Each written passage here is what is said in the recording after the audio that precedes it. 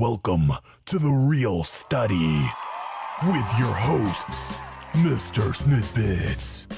I was pleasantly surprised. It was funny, it was fun, it kept the spirit alive. BlackGirlMarvel. I cried laughing. That was hilarious. Tylermakesfilms. It's like so much depth. It's like nowadays it's, you got A shot, B shot. Allthemoviethings. There's some great wide shots in this. Lieutenant Commander Ray. Their love enduring through time is what connected to me the most. And me, the Reel Study movie voice guy. But this was the first time where I got to see it told in a way where I was like, oh man. Let's go to the poster wall. Good evening and welcome to the Reel Study. My name is MrSniDBitS, and with me, as always, is BlackGirlMarvel, all the movie things. We also have Lieutenant Commander Ray and Tylermakesfilms this evening, so we've got a full house, and we are here to talk about two of the premier classic films of our generations, Jaws and E.T. Or maybe Jaws is like a previous generation, but hey, that's still a classic. It sounds like we actually have a couple people that haven't seen either of these films, which is interesting. So we're going to get into that. And then we do have a whole series of films planned for the month. So next week will be The Little Mermaid and Wonka. So we'll have that next week and then many more for the rest of the month. All the movie things will not be with us for the rest of the month. So enjoy his presence this evening. He will be on location doing other more important things than the Reel Study. That said, we're going to move over to the main screen. Hey, just as a don't put it to us like that. We're going to move to the main screen. Like and we are going to all of the things. No, I know. No. But work always has to come first. It's just the reality of it. So, and welcome. True, we've but got. You had to do us like that. Jeez. Well, I didn't mean. He's just keeping it real. It's you know what I mean? Oh wow, we've been missing that. We've been missing that so much. So. I caught Laz really out the gate on Fire, Twitter. Man. That was great. I don't know if you guys caught that. Yeah, you caught it. I did. I like that. At first, I was like, "That's not misspelled. That's spelled properly." So, anybody watch anything over the last 7 days as we've been talking about this season?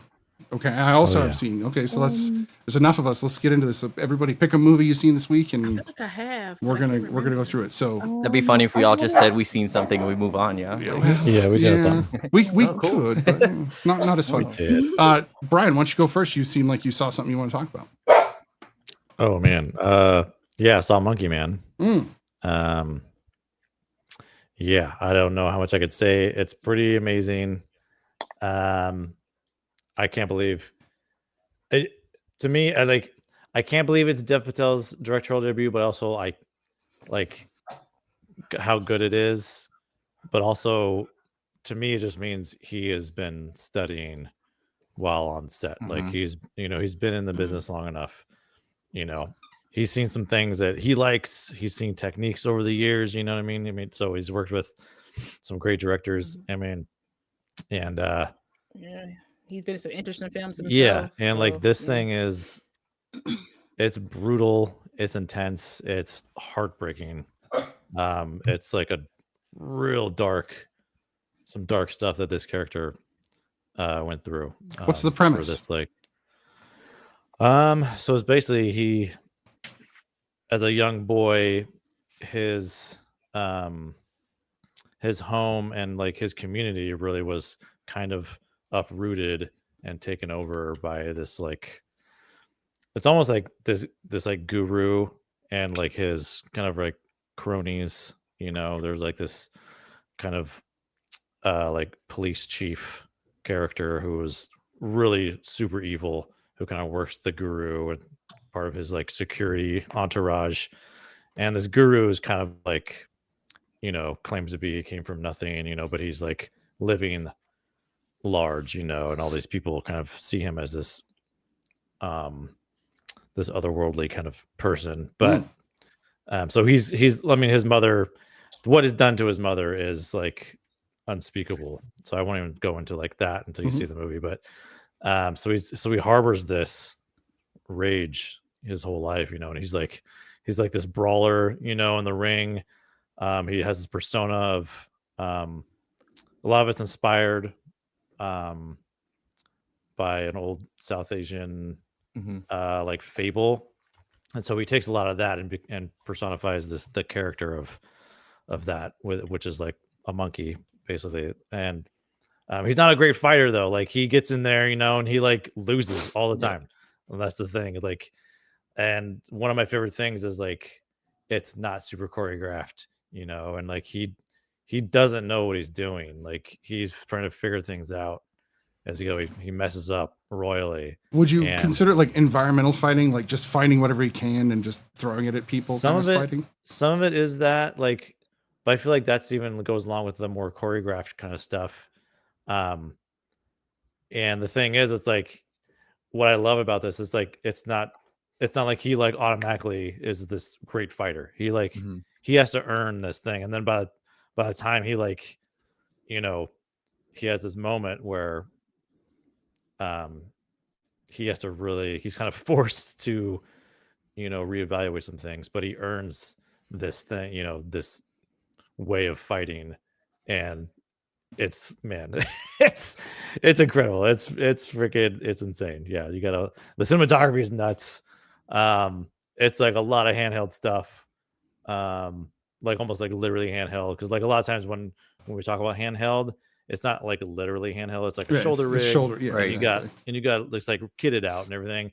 These feel like they're like literally like not on someone's shoulder. There's just like someone holding it in front of them. Yeah. Like it's like it's great though. Yeah, I really loved it, and he throws a lot of stuff in there, just as far as like metaphor and story is really, oh man, it's you got to watch it though.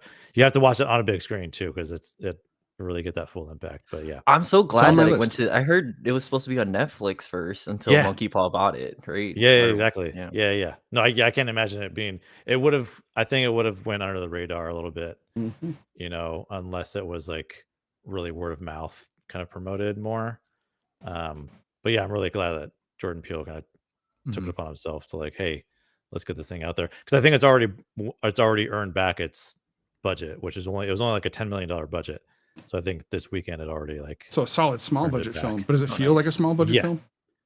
No, it does not feel like I was talking to someone before about how like it didn't feel like a small budget film. Like, but I think too, like I think he shot it like on location, like in India perhaps, but I'm not positive, because there's a lot of like post work that was done in Australia, New Zealand stuff too. So right. But yeah, it was. I mean, he's like the main lead. He's really like the biggest name in the film. That's a lot. So he wrote, directed, and starred in it. Yeah, that's a lot. And like produced it. Yeah. It's pretty. It's great. That's wild. That's wild. Not everybody has the vigor to do that. That's a lot of work at one time.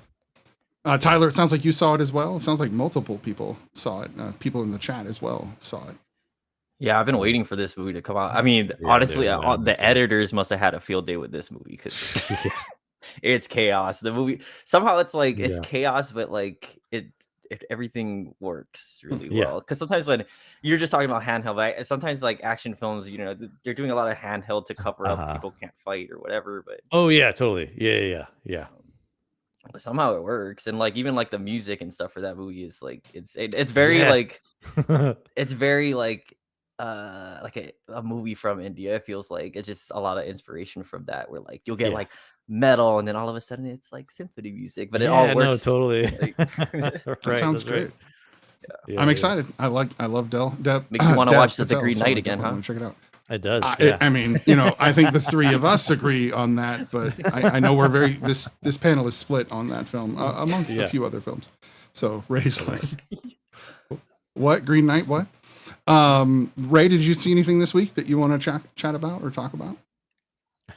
The only, not really. I mean, I watched my shows. Discovery premiered this week, which was spectacular. Nice. No one could have expected the storyline that they would go with, since this is its final season. Budget cuts or whatever.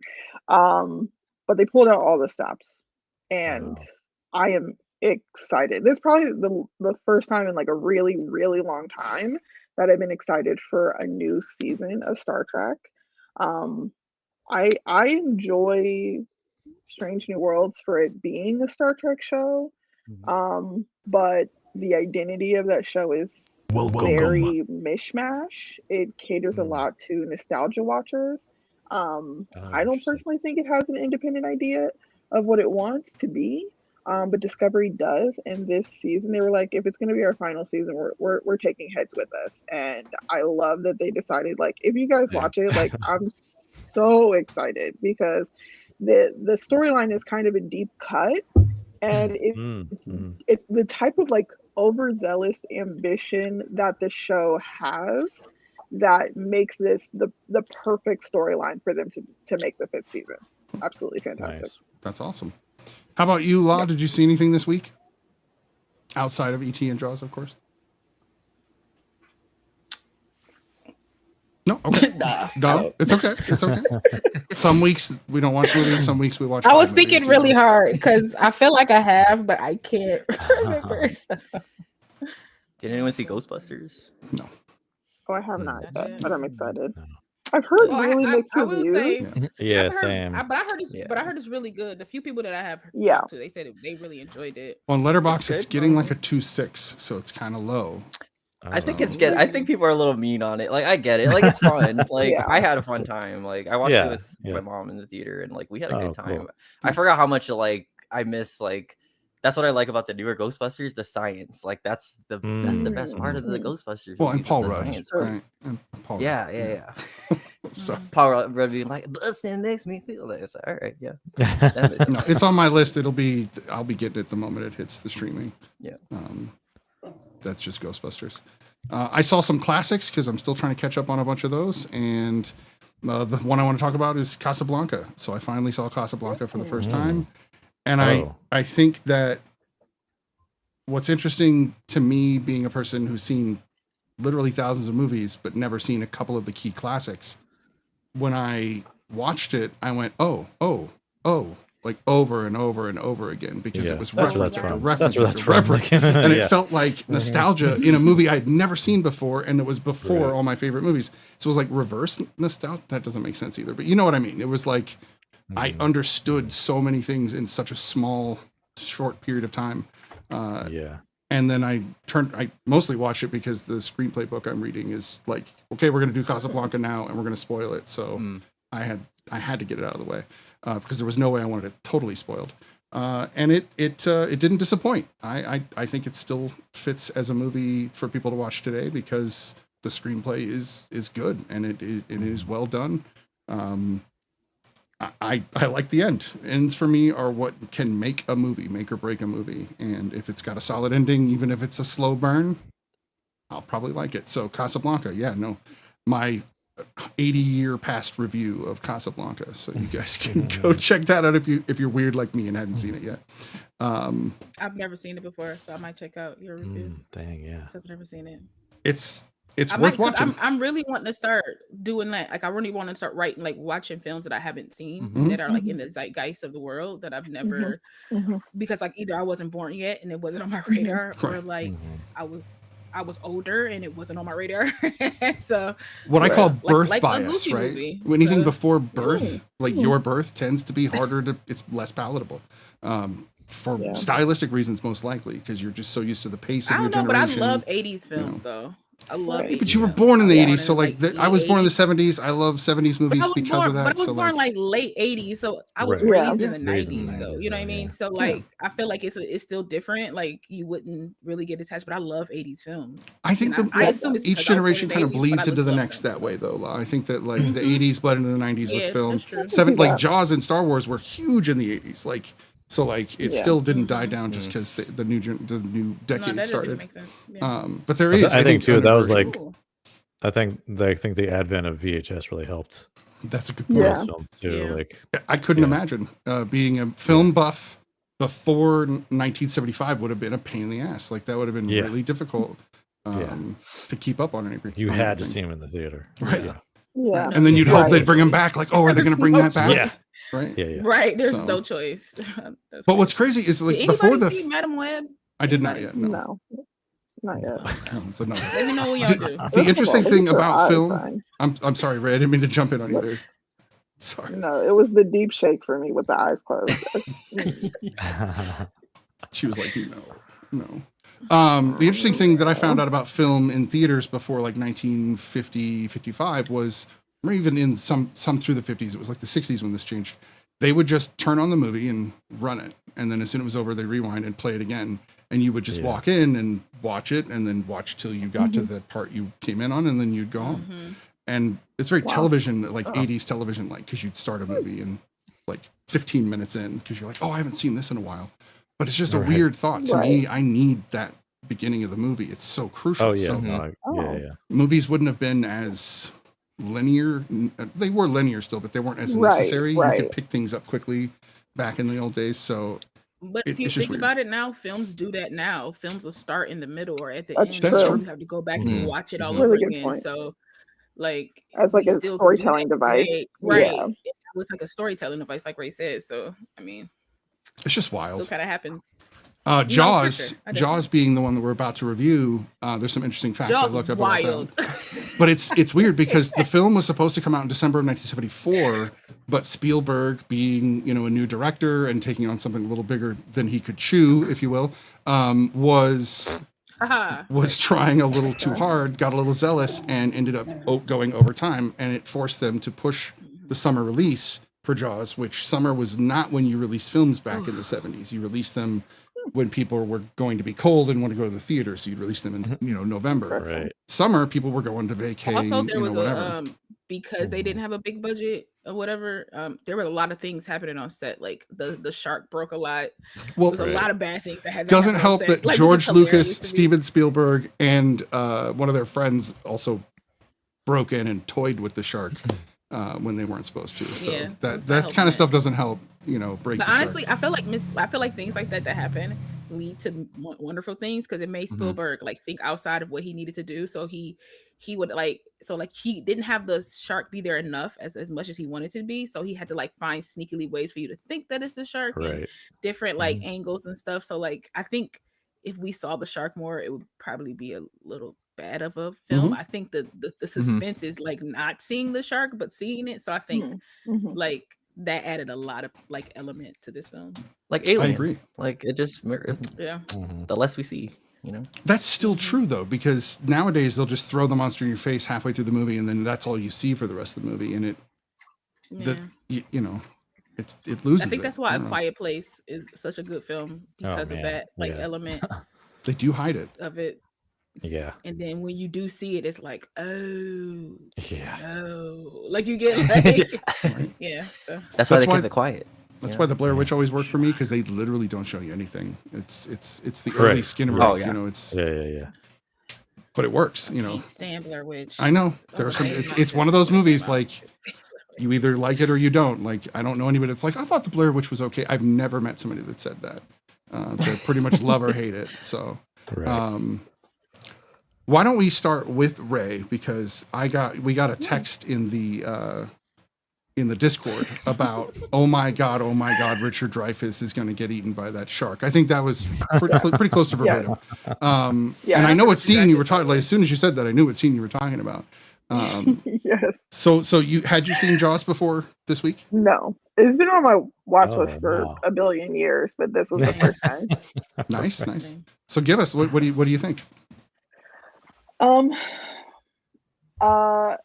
I'll start with the fact that the pacing was so weird for me. It felt really slow at points, like it was very inconsistent. But when the action was actioning, I was enthralled. It was a lot. Like the emotional beats with the mom and the fact that they didn't say anything, which is something that they still do today when it comes to shark attacks, is they don't do like a broad community warning, which they absolutely should.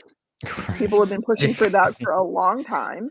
But they try to do the same thing they did in the movie, which is to constrict the hysteria. But it's like if there's a shark attack and there's more than one, people should know about it. So like that, I made a lot of sense. Like I appreciated that they included that because that's something that you could easily skip over with a movie of this time that was supposed to be more towards, I think, the practical impact of it. But I think it did catch a lot of I think it handled the emotional beats well as far as people being nervous and how over the movie less and less people were going to the beaches. They were finding out more and more attacks were happening.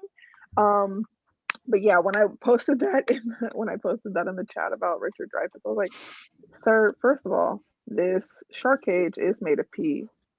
What is the PVC pipe? Like this shark is, you're gonna get eaten. The legs should have been gone. Might as well be made out of pretzels. Right. 100%. That shark was frozen though. That boat was gone. He was sitting up there on like the thing when he was all like, first of all, what's happening? That should not hold your weight. I don't know anything about boats, but it feels like that should not be strong enough for a man. I don't know. But yeah, no, I mean, I enjoyed it. I think more for like the cultural impact than the movie itself for me, but I understand why it's a classic for sure. Yeah. La, you also had never seen Jaws, is that correct? That is correct. All right, so let's hear it. What do you think about Jaws? Okay, listen here. All right. I needed that mayor to die via Great White. Do you understand me?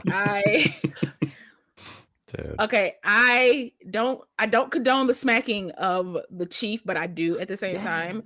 But what was missing was a smack to the mayor as well. Right. Because I am working within the confines of my job, but I feel like in the sense of what was happening, you should have worked outside the confines of your job at this point. Like, forget what the mayor had to say. Like the circumstances was like you're trying to protect people. You know what I mean? I will say they could have taken one of the attacks out because I felt like it was like 3 of them, and then it was like I was like after 2, I thought we should have just been in it. But I understand like the film and everything. I'm like after 2, I'm like, let's get it rolling. Everybody should be livid. But that mayor was just holding Lord, I just and it wasn't until he's like, my son was at the beach. I wanted his son to die, and that's so messed up.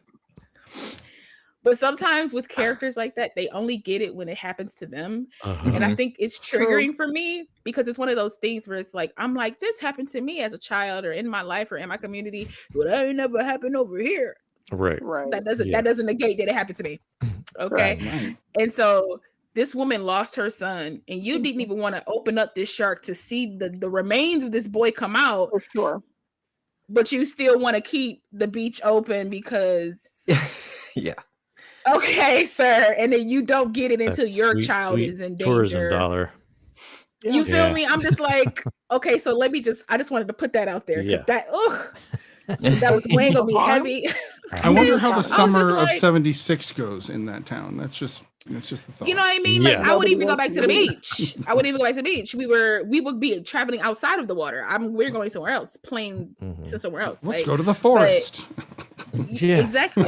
Exactly. Overall, though, I thought this film I see the hype, right? I see the hype. This is not of my like generation, of my, even my like filmmaking. Honestly, it's a whole different type of filmmaking happening there. Even though it's Spielberg, but it's still like a little difference of filmmaking. And I enjoyed it. I wish it was like a little bit more. I know it's called Jaws, it's about the shark, but I just wanted a little bit more from the people, like a little bit more connection to the people, a little bit more for me. But Richard Dreyfuss is hilarious in this. I thought he was great. I thought he's hilarious in this. What's the lead guy's name? I can't remember his name. Roy Schneider.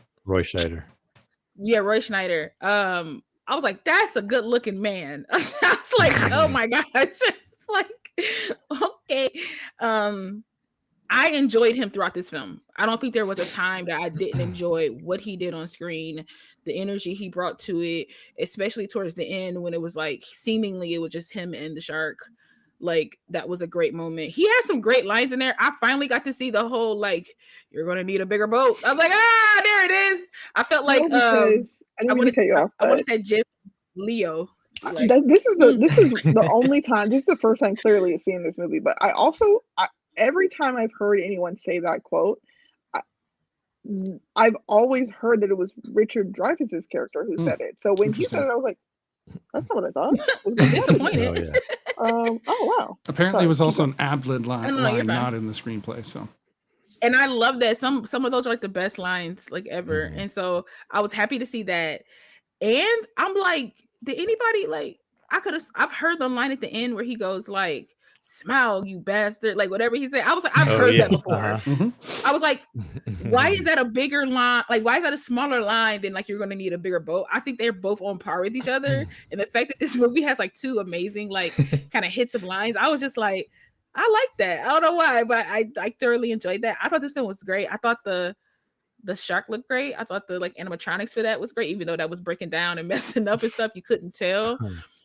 And the element of surprise in this, like the way people were dying, I was cracking up. Okay, I know that's very dark of me, but it was because it was just like the way the girl like died was like that pull under, which everybody does in movies now when somebody's getting pulled under. That was real. She didn't know she was getting yanked under. Oh, that's cool. No. That was fine. I mean, that's not cool for her because that's messed up. But yeah, that's why the gulp is like her like realizing she needs to I'll be like, give me a check. Yeah. Like, give me a check and I'm out of here because that's crazy. But I love the back and forth of the like the very stiff back and forth. And then like when the boy got ate, it was he got ate so slow but so fast at the same time. And somebody was like, "What's that out there?" Yeah, and you just see the kid like, it's just like, I don't know. It just made me laugh, but like there was so much like an element of surprise and like shock to this film that I didn't really expect, even though I know it was like a shark attack movie, but it has so much life in it. I like this film. I did. I thoroughly enjoyed it. A note before we move on to Tyler: this film is still rated PG. Wild. That's crazy with all that blood and stuff. Yeah, it's so we watched it on my Vudu. Was really good. The practical limbs was really good. We watched it on our Vudu, and then it showed up on my kids' Vudu. I was like, "What?" Because it's PG and lower on the kids' Vudu. So like, I was like, "Why is okay?" That's not okay. Tyler, what did you? PG-13 didn't exist before. No, it did not. Not until the 80s. Right. So. Tyler, what did you think of your rewatching of Jaws? So I watched this for the first time 6 years ago or so. When I went to Colorado Film School. It was one of the films that like I had to pretend at film school that I had watched already because everybody was You can't say I have seen Jaws. Yeah, the bigger boat, whatever. Yeah, I got it. I remember that. Big shark, big boat. Yeah, I get it. Big Bird, Steven Spielberg. Yeah, this is my favorite one from him, I think. Like, I watching it again now. I literally just watched it again this morning, but it's like I forgot how funny the movie is. Kind of like it's really funny. There's some like I think Law was saying it too. Like specifically the townspeople after the kid died, and they're like, "No, we can't close the beach." I'm like, "Did a kid not just die, or like, are we just gonna?" You feel me? Yeah. Like, what are we doing? One of the extras had said a line that, like, I don't know why it killed me, but like, they were like, 24 hours. We had that's like 3 weeks. And in my head, I'm like, no, that's like 24 hours. Like, no, like facts. That was one of the business like the whole owners townspeople. Like, no money. Okay. That was a crazy scene to me, Ty. Like the whole townspeople are like, we can't get in the water for 24 hours. That's crazy. So a kid died. A woman is grieving. That town not have a swimming pool at all. There's two kids that died. No swimming pool. 2 kids in the whole town. No, you think, right? That's a good point. But like from their perspective, it's like that one kid that like, but it's like this kid died in front of your eyes. Like this one died in front of you in the water that you want to go back to. Mm-hmm.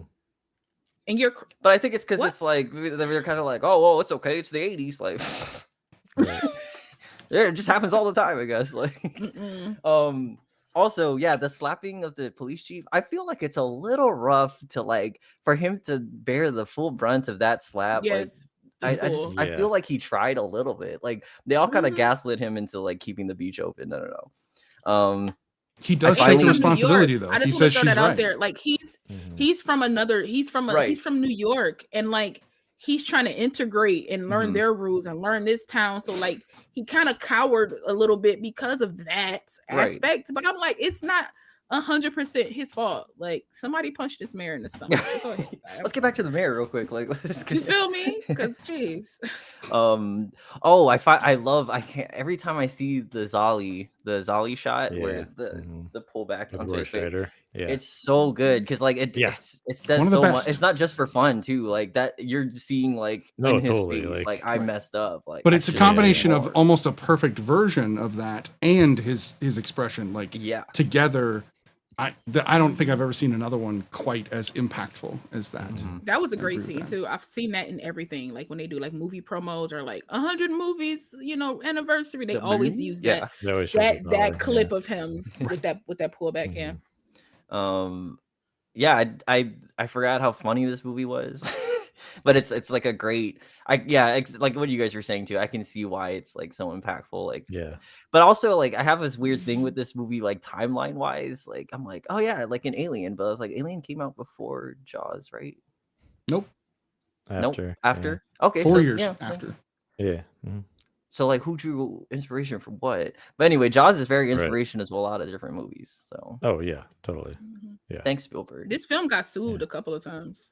I know, did it's not this film. Is it this film? No, it's Spielberg. It's E.T. Sorry, Oh. E.T. got sued. Oh, we'll get into that. We'll get into that. E.T. got sued. Yeah, Brian, yeah. I know you've seen Jaws. I know you've seen it more than once. Tell me what you're thinking of Oh, Jaws yeah. this time. Yeah. I actually saw it a couple years ago too in IMAX. Ooh. They brought it to IMAX. Yeah, that was pretty Fancy. pretty great to see.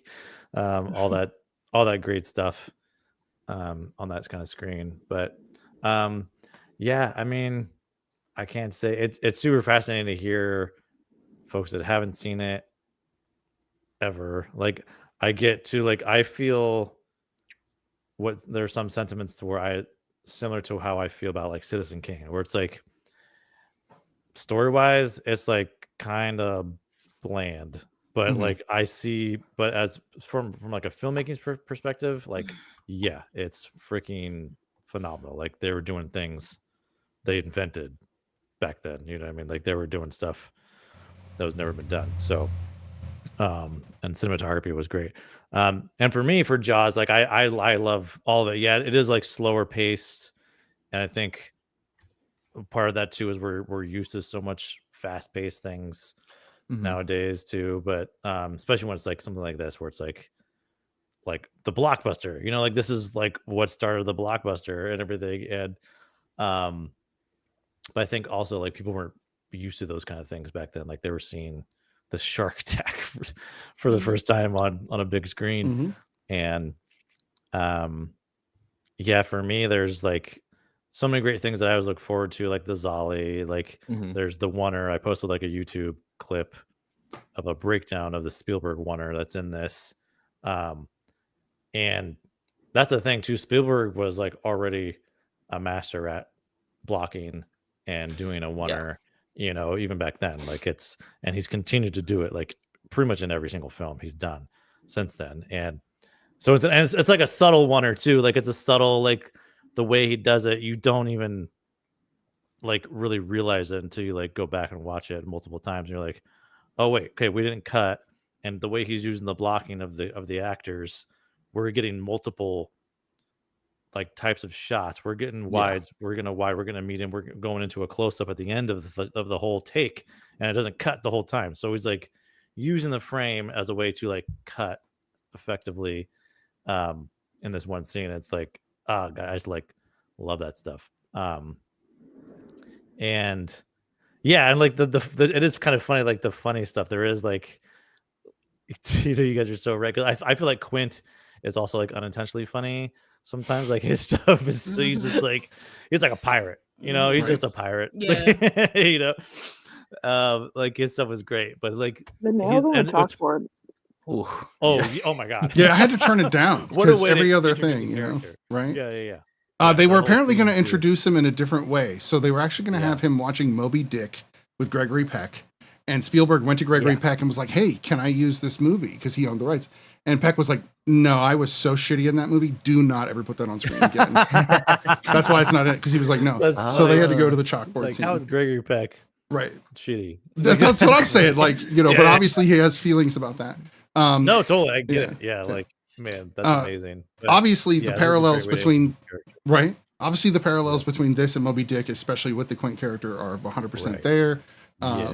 Which is great. Weirdly, for the last 2 weeks on my TikTok, I've had people mention relations to the films we've been doing. So last week, somebody came onto onto my Reel Study post on the MrSniDBitS TikTok and told me they were an extra in Vamps and talked about their experience and what it was like to work with Alicia Silverstone. They said every time there was a cut that Richard Lewis would come over and crack jokes in their ear and then go back, and that was their experience. And then yesterday, as I posted the same promo for this one, apparently, at least this is what the person's claiming, and I have to take people on their honor, said that they were Robert Shaw's nephew, and that they could talk about how he was quite literally drunk through the whole film because that's who he was. He was belligerently drunk whenever there was no takes. In fact, he was so drunk when he did the USS Indianapolis speech that it was so bad they couldn't use the footage, and he went back and begged Spielberg for another try, and that's the take you see was the second try. So this movie is loaded with fun little trivia. Like it's because of what it is. The USS Indianapolis is a real story, so I like that they use that. Yeah. All of the murders, I guess human murder by a shark, or all the killings, I should say, are actually in the exact sequence of the 1916 shark killing. Well, he kind of is. But they were in the exact same sequences that the real 1916 shark attack that they referenced in the film that was real. So like all the little elements in the film are like real. So they're using these little elements of reality to boost this shark attack movie, which is genius in itself. And my wife read the book and said nothing like the movie. Spielberg actually said he was rooting for the shark because he hated the people so much in the book that he turned them and made them likable characters. Because like apparently Richard Dreyfuss's character comes in and starts having an affair with the Roy Schneider's character's wife, and like. Oh geez. There's like a mafia element that was in the book. Like there's weird shit that does not belong in Jaws. And so he axed all that out. Yeah, I know. Like what? Apparently, like it's give me all that. Like hateable. The shark for some muscle in the mafia. Basically, like, land sharks, right? We need land sharks. Yeah, land shark. I should have sent you guys that TikTok. These are King Shark. I'll remember the land shark TikTok. I got to send you guys all of it. You're gonna love it. Shark Tank, yeah. So Shark Tank the movie. For me, I've seen this movie so many times. It's hard for me to not just talk about the trivia of it because I could talk about all the things I like, but I think the funnest bits were delving into the trivia and finding out why Spielberg did what he did, finding out about Lucas and him, goofing around with the sharks. I didn't know that. I had heard rumors, but then I read it. And I'm like, okay, this is wild. The shark that they hung on the dock was a real shark, and it was shipped up from Florida, so it was decomposing and having problems. I thought it was real. Yeah, totally real. I thought that was real. The guts spilled out, so they had to like stitch it up and like still shoot with it on set as the stinky shark. So, I heard it smelled really bad too, like really bad. You could tell. So, honestly, I wasn't sure what. I was like, what did they use? Like, what did they add? Because the way Richard Dreyfuss's character reacts to it is very real. Like the way they both react to it is very real. No, I don't think the one where he pulls the fish out of it. I was like, they're real great shark actors, but they can't. Right. I don't think the like nighttime shot. I know, but I want to know what the daytime smell is. Yeah. I want to know what the smell was. Yeah, he did a good job of seeming like it was gross. Like. I don't know. My wife and I sat and chatted about the movie the whole time because we've both seen it dozens of times, and it's weird because it's not listed as a horror film, but like, how is an animal attack movie not a horror film by default? Like, it's considered a shark adventure. They present the shark is very horror-esque. Right. So it's even like I was like, wow, Sam Raimi got his idea of Evil Dead, but just took it above water. Like that's where he got the idea of the Evil Dead. Same kind of shot, but just above water. So many people. I read that when this film came out, that there was one case of cinematic neurosis from a 17-year-old girl who went to go see this film, and that it freaked her out so much that like when she would go to sleep, she would wake up screaming sharks, sharks, like she would just be screaming sharks. And so, yeah. So this film back in the day, like it traumatized some people. So. Well, I mean, in '72 we had Exorcist, and then 3 years later we had this. I mean, people were like, "What are they doing in the cinema? You know, why are they bringing so much blood to the cinema?" And then people ask about movies now, and it's like, well, we've been ramping it up for quite some time. It's just where it's been going. Like, it's always been bloody. Right. They did make sequels to this movie. For the two of you, Ray and La, don't. Just don't. Just I already know that they're not made. Spielberg or none of them are well, actually, most of the actors came back for the second one, and the writers came back for the second one. It was only Spielberg that didn't. But that's okay. That's what the difference. So yeah. And then it Low just. Key, I might do some reviews. You never know. If you review Jaws: The Revenge, I want to see that one. I looked that up too. I was like, what is happening here? It's funny to me because it's like, how are y'all making like did he come from a family of human readers? Like this Jaws was like pretty much presented as like this is a once in a lifetime type of role. This type of shark that was just, you know, somehow got this big and all this kind of stuff. And y'all was like, we can do it again. And it's like, and again, it's like, no, you can't. He blew up at the end. And again. I'm like, and in 3D. Oh, yeah, Jaws 3D. Like, that's right. Yeah. I think should have got James Cameron to do a sequel. I think that's what it might have. Hey, you never know. That might have worked. Yeah. I actually think that had they gone a more ridiculous route with it, like made him like a cybernetic shark, and that they created more. Think about how ridiculous that sounds, and then think about how that probably would have played better than the crap we got, which was what Law just said. At least if they were cybernetic sharks, you'd have a reason for there to be more. Honestly, when they blew up the shark, I halfway thought about some Godzilla stuff, and I was like, oh, he's about to grow back out of these chunks. He's gonna regenerate. He's not fully gone. That's how they got the sequels, because he just regenerated. He had to take time, bottom of the ocean, and come back up. You know. So apparently, everybody should know that the shark's name was Bruce. That's what Spielberg named him. Bruce. Apparently, he named him after his lawyer, which I thought was fantastic. I wonder if that's why they named him Bruce in Finding Nemo. That's the thought. That is. Speaking of the mayor, I was watching Cloudy with a Chance of Meatballs, and I think that's the same mayor. Just putting that out there. That's hilarious. He's got the same suit, the same like. Oh, hair. the blazer, he's got that same. I gotta save my town, no matter what, attitude. So he just keeps eating fatter. I love Cloudy with a Chance of Meatballs. It's one of my favorites. It's Bruce every time Campbell, you saw him, so it's great. He was gigantic every single time. We're gonna do those movies very soon. I'm sorry, we're gonna do the Cloudy movies are wild, especially based on the book. It's really weird where they go from the book. So, all right, why don't we rate Jaws? Unless you guys have anything else you want to talk about, because we probably could delve more into it. Here's one. The name of the boat was the Orca, the only actual known predator for the great white shark. So that's pretty great. That makes sense. Little things. Steven Spielberg just turned over his shoulder. He's like, "You got that? You saw that? Yeah, I did that." I did watch a TikTok recently where he has a tradition, Spielberg. When he makes a movie, he literally walks away when the last shot's going to be made and lets his crew handle the final shot. And he did it because of this movie. They were going to blow up the shark, and he didn't want to be there for it. And that is the final shot when you see the shark blow up. That was the B crew, or the first assistant director out there with that. And he was on an airplane on his way back to his house or something. No. And now that's what he does. For the shark, so he didn't want his baby to die. I think he thought it was going to be a disaster, and that he had screwed up his career and was done and walked away. And then it happened. Well, I mean, with all the stuff that was happening during making the film, it's just like a miracle that it got finished. It really is. Maybe that's why there's bad pacing, because they were like, okay, we've got enough footage. Start cutting it. Like it's totally possible. Yeah. I mean, you're talking about a guy that did one other film before this that was theater released, and that was Duel. And he wasn't even the first director. They had picked somebody else, but apparently the guy was like, okay, so in the first shot, it's going to be, we come up out of the water and then the whale goes by. And the producers were like, whale?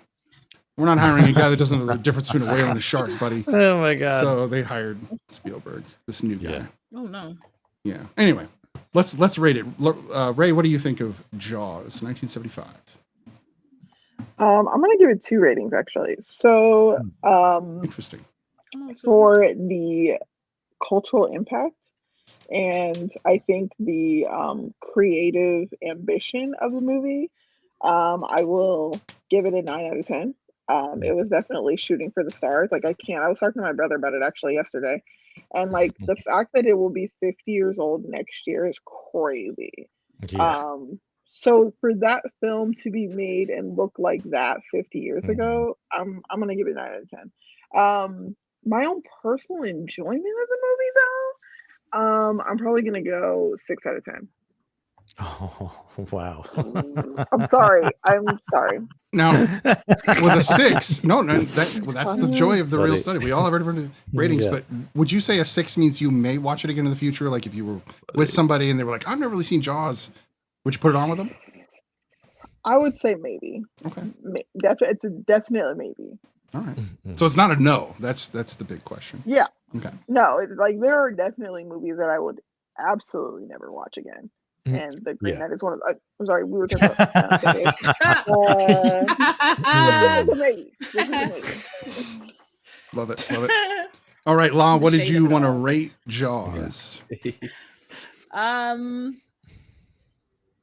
not as fancy as Ray. I'm gonna keep it to 1 rating. I'm not fancy like that.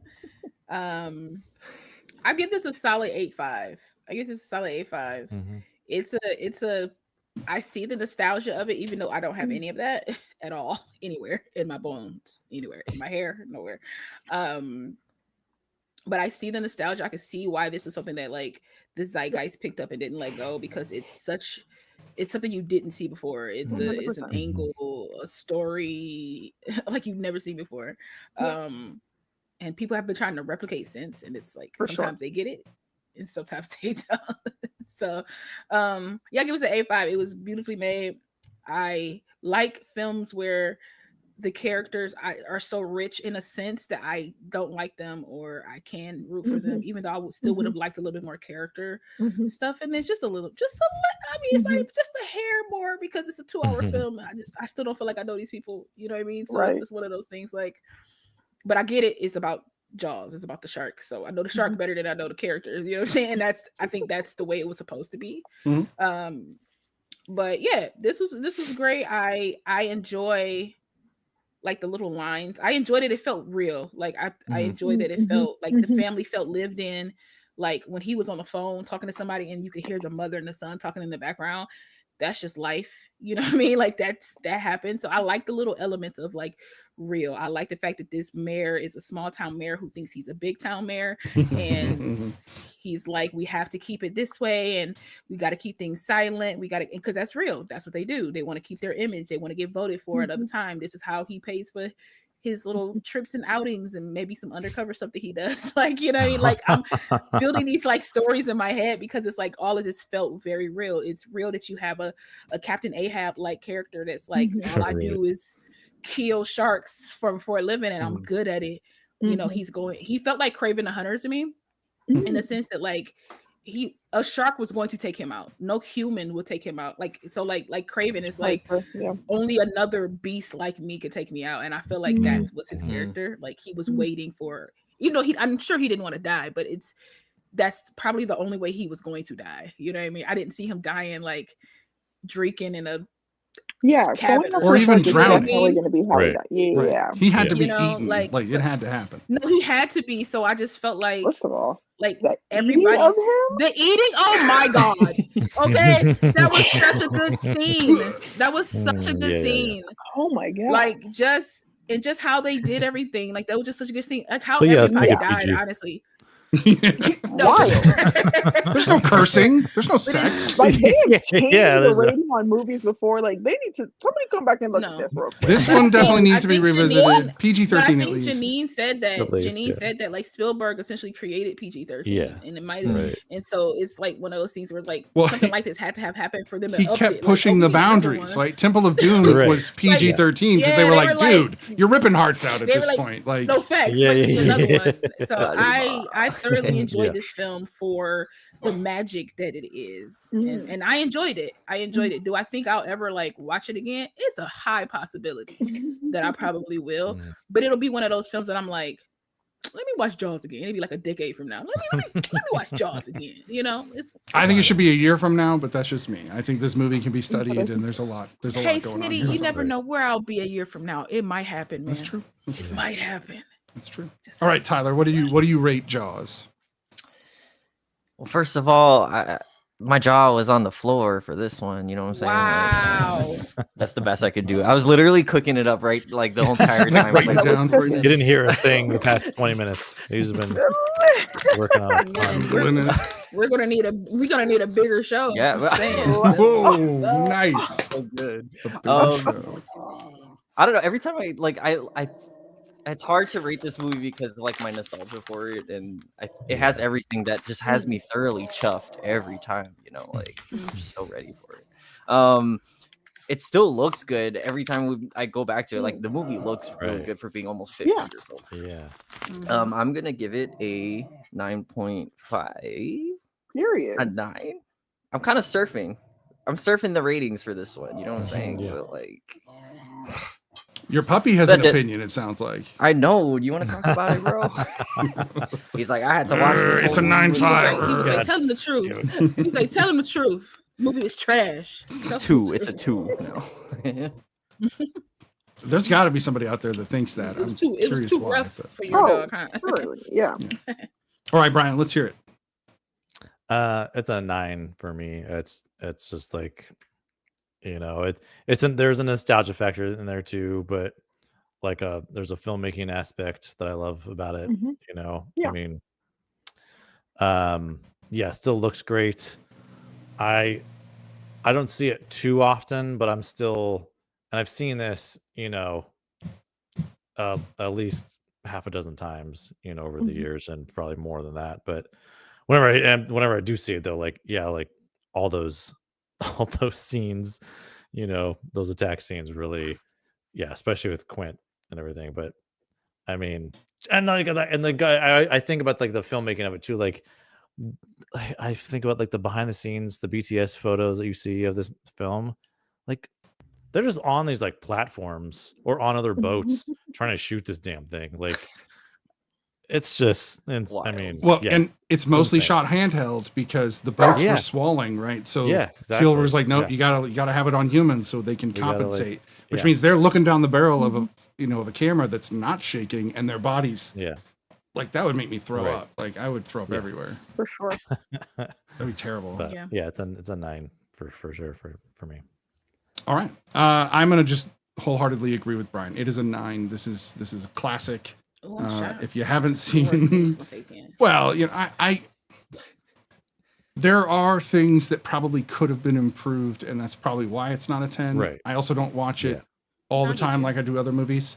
There is a moment where you can see where the shark is missing like half of his bottom teeth Yeah, because it was yeah. breaking down. And if you've seen it enough Yeah. times, you start to like pick out these little great things Mhm. that are. I like those things. I like the little mistakes in Yeah. movies because No, I love that they stuff make too, them yeah. real. They make them like, look, somebody forgot about the coffee cup in Game of Yeah, Thrones. people Okay, made well, that this was- thing. Like, yeah, Right. Right. It didn't just exist. It's been yeah, produced. Mhm. But no, it's definitely a 9. I think that if anybody has never seen Jaws, I'm glad we've got 2 more people to watch Jaws because I Yeah. think everybody should. This is one of those movies that.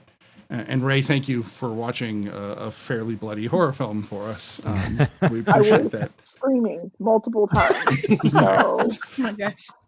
We should get Yeah. more Yeah. Ray I- reaction We're videos. good, we're I good. think. I know. I'd love to see like watch the Yeah. movie. Right. Yeah, Yeah. You can make a whole So I, TikTok. I fear I that my clapped neighbors a lot. think I'm consistently being harmed because of how often I'm screaming as I watch Poor them. thing. That's great. I'm like, no, I'm Nope, fine. watch It's the just a Jaws. movie. Yeah. Yeah. I'm okay. I'm okay. I'm fine. You scream and then you're like, I'm fine. Do you like It's that jump after every scare scream. where the guy's head No, pops because up? it made it worse Oh, though, man. because I had watched the 2 episodes of Discovery earlier in the day, and then I watched this in the evening. I was like, it's a wrap. Oh, I'm a man. bloody mess in here. Somebody is killing me.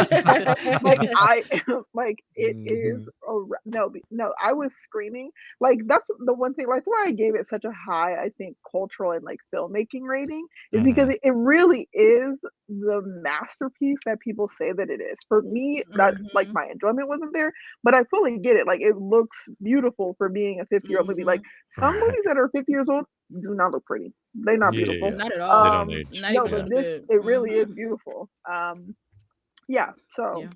I totally get it. Love that. I didn't like scream like Ray, but there were times where I was clapping super hard. There were times where I was like excited. There were times where I was like, "Come on, Chief!" Yeah, I was I like, know. "Let's go, Chief!" Like I was just like super proud of him. Like She's like watching a I felt football like- game, right? She's like, yeah. No, literally, that's what I was looking like. If I would have on a Jaws jersey, and like I was Not just the jersey. happy.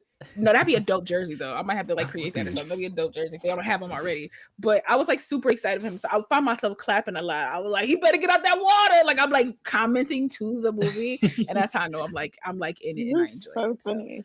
Nice. Love it. No, the guy that you mentioned, who you said you thought he was fine. That's the main character guy who is in That's the main character. The black Yeah. turtleneck. He's the The black chip. He's the turtleneck was chief. doing something actually. You understand me? All he needed was a necklace. Let's go. So Man, let's go. Hello, sir. how you Hello. doing? Yeah. Let us a move good on man. to yet another Steven Spielberg He classic. said, next. Not quite what I meant, but Okay. we are under time restraints here. So moving on to yet another Steven Spielberg classic. This one has a very different tone and feel than Jaws, I would say. But yet there's some elements that are the same, which is pretty great.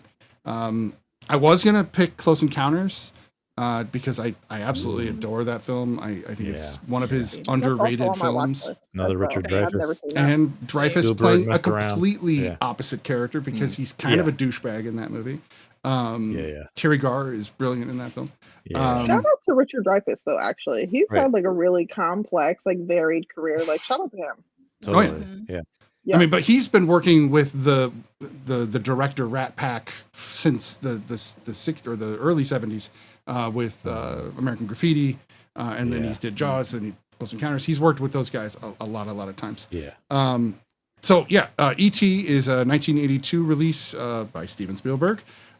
This one is a very different approach to the monster, if you will, because monsters in the 70s and aliens in the 70s were very much like coming to kill us in the 50s even.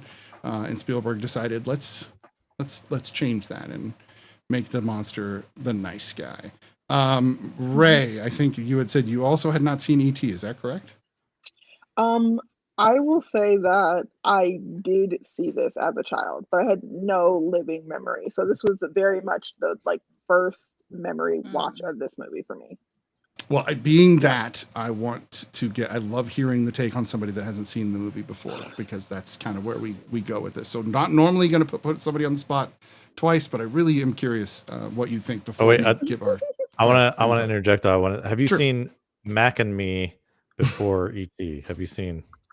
That is another movie that I know that I've seen, but I don't remember it at all. Okay, just want to see where your frame of reference is, maybe, because I feel like Like Mac a and Me VHS of is Mac like and the Me. Wish version of E.T. It is the Wish version. My God, it's the bootleg version Yeah. of E.T. And I love it so much. I had it on VHS. I love that. Yeah. Like, Anyway, continue. So, I loved it. So obviously, I feel like it's hard not to love it. I think that the story focusing on the children, I liked the direction at the beginning of the movie. So when we first start, and obviously all of the ET species characters are very little, right? They're small like children. And so the first part of the film, especially when they're running through like the forest, you only see their legs. Like I liked the specificity of them being small and seeing that eye line. I thought all of the child actors were really great. I never remember the mom's name, but she's like hysterical and she just is Dee that Bradley Baker. woman. Like The she's goddess Dee fantastic Wallace. because she Yes. always She's gives amazing. that. That's what I bet D Wallace. The connection between I don't remember what the little boy's name is. Elliot. What is his name? Elliot. And E.T. Elliot. emotional damage. I'm unwell to this very day. Like I just watched it a couple days ago, and like I'm still not okay. I think I watched it yesterday morning, like really early yesterday morning, and I called my brother immediately. I was like, "When was the last time you watched this movie?" Because I have a bone to pick. You know what I'm saying? Like I'm angry at how emotionally unwell I am because of this movie. I was like, I've mentioned this before. Like I'm an active watcher. Like the more a movie gets me to like physically engage while I'm watching it, the better it is. And I was standing up here in this living room, sobbing. Yeah. I might start crying right now, actually. I love the connection between and the humanity of him accepting this character so like the creature so quickly and wanting to care for him. Initially that was their meeting, is he saw him, wanted to make sure he was okay, care for him, and then this relationship began, their interconnectedness, how he could feel him. Oh my god, this is a masterpiece. Like it's so fantastic, the layers. And I think that it was smart to make it children. Like I've seen the interviews of Steven talking about the self-insert of him going through the breakup of his family, and that's kind of where he got the emotional beats of the alien. There's another movie with John Cusack that came out a couple decades ago about another kind of relationship. It doesn't actually include an alien, but it's about that you feel like an alien in a world that is alien to you. And so the children being very young and having the humanity left to see E.T. as for all intents and purposes, a person and not an experiment like the scientists did. Absolutely spectacular. I loved it. All right. Yeah. Nice. Because Bray hadn't seen it, I really wanted to go, that direction, but let's go in a different direction for the second round. Brian, what did you think of this viewing of E.T.? This is another, like, I grew up with this movie. I mean, I had E.T. sheets. I had E.T. underwear. I had the what were they called back then? The underoos. I had ET underoos. Yeah. I mean, I was all about ET, back then. And I bawled when I first saw the movie back then as a kid, and I cry pretty much every time I see it now, and it is genius to like, let's go from the perspective of the kids, and Ray pointed out, like, exactly, like, they still have that ability to like, their humanity is very much intact, and their innocence is still there, and and they're more willing to connect with this creature and see it as like it's another living soul, and Drew Barrymore is like amazing. This movie, the most so precious good. thing ever. Yeah. Oh my god. She screams through this movie so much. It's funny. Oh my god. Yeah. I mean, and she's got to do some. Yeah, she's got to do some like acting in this movie. I mean, she's got some emotional beats. That shows you that's always been in her. It's just who she is. Yeah. Well, it's generational. Like, totally. Barrymore family. Yeah. But it's just in her though. Yeah. But I'm pretty sure there's some Barrymores that can't act. So I mean, I'm sure you're right. Just saying. But and also like a lot of humor, like how funny it is. There's so many fun moments, just like because he's this fish out of water, so there's a fish out of water element to the film, a lot of like fun like connections to pop culture things, I mean. So many Star Wars references. So many Star Wars things. Oh my like, gosh, it's so good. Yeah, even the score a little bit. Yeah. So the score is totally, but not. It is. But that's the thing. Like Jaws, Superman, Jurassic Park don't sound like Star Wars. It's like at all. But like it's Star Wars Jaws adjacent. has some stormtrooper moments, like just like tones. I like, can hear that. Which makes sense, and I'm not knocking anything. I'm just saying I could hear it. Oh, yeah. I Yeah. hear it. That's all I'm saying. Well, that was something I could wanted to hear it. mention too, was like how important music is, especially in this, because like there's like scenes where like there's actually a video, a breakdown of that, where like they show the scenes with like no music, and it's just them like, you know, that pivotal moment where they fly, you know, the bicycles, and it's just like, it just sounds ridiculous without music. Yeah. You're like, Well, it's like bicycle noises and dudes talking. Yeah, it's like that's bicycle it. noises. Like, that's like, so it's weird. And, No, like, but and then you throw this music in, and you're just like, oh my god, it's like, it's amazing. I mean, it kicks it up like 5 levels. It's insane. But everything about it, is just incredible. I mean, I love it. Yep. All right, Tyler. It's funny that you say like you had a connection to it like that, because I remember having like ET pillowcases and everything, like That's funny. bed sheets and everything. Like my mom would get it. I forgot how like specifically like Ray was saying the opening, like I forgot there's no dialogue, but you get everything from the beginning. Like the trees look super, like everything looks huge and threatening, and then you got like this tiny little, you know, alien, you can barely see him. He's very small. He just wants to play with plants and stuff. Like, oh, cool. Yeah. And then you got like these scientist guys or whoever, like they're just super threatening the entire time. I do like the fact that like this movie is kind of about that, like things that would normally scare you, or, you know, the unknown kind of stuff. Like they make it so that it's like, it's not like that. Like I forgot how much of the movie's in darkness, like the alien, like even in the room, like light is the threatening thing, like bringing things to light is the threatening part. Whereas like like the kids are hanging out in the shadows, and they're like they're just being kids. Like ET is their light. Yeah, exactly. You know, literally at points.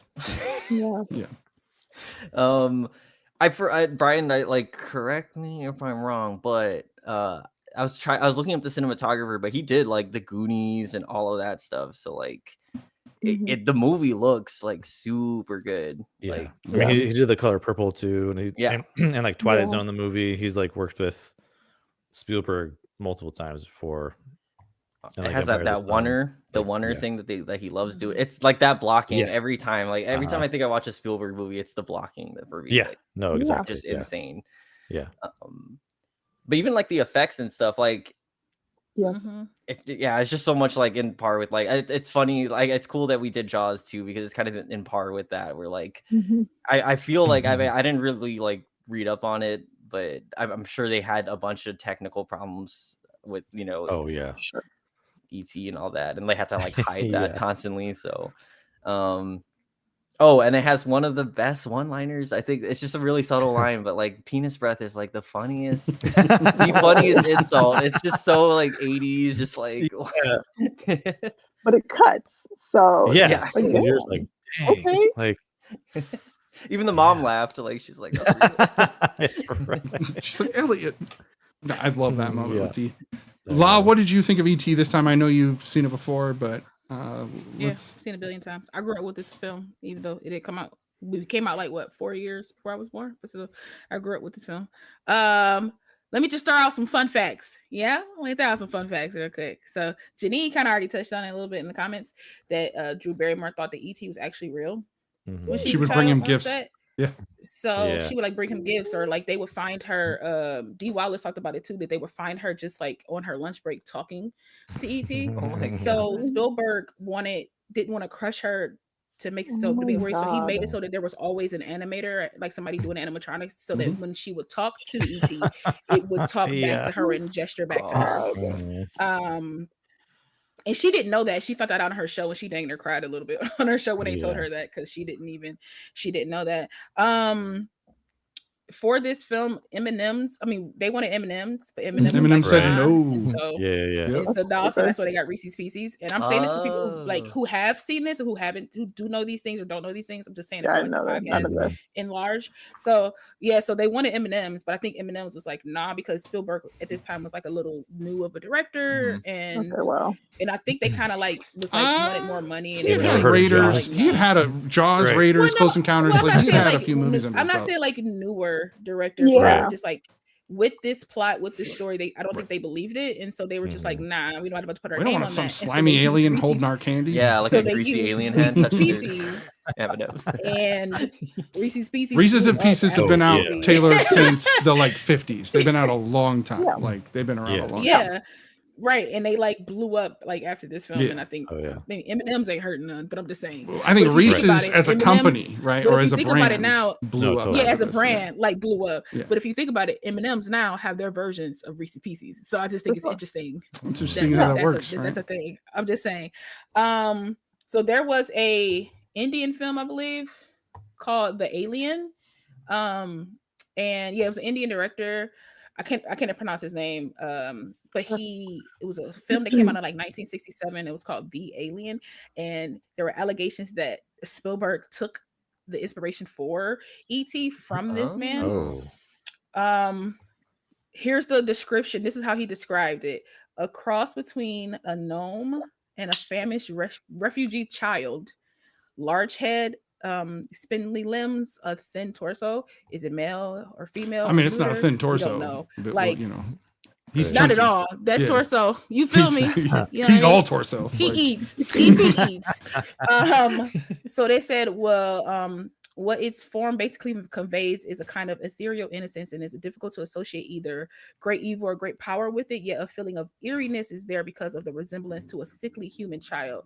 So they were kind of like trying That's to be towing like, the hey, line a little bit. That's like the Right. idea of emaciation. Like, It's like I could have okay. filled It's a in bit of a a different reach. creature in my head with that. Yeah. it's a bit of a reach, Yeah. but I For think the guy sure. knew that he didn't have like anything to kind of like base it on. Yeah. Because like his friend was like, you should sue him or whatever, and then the guy was like, no, because he acknowledged how good of a director Spielberg was, and he didn't want to seem vindictive to go after.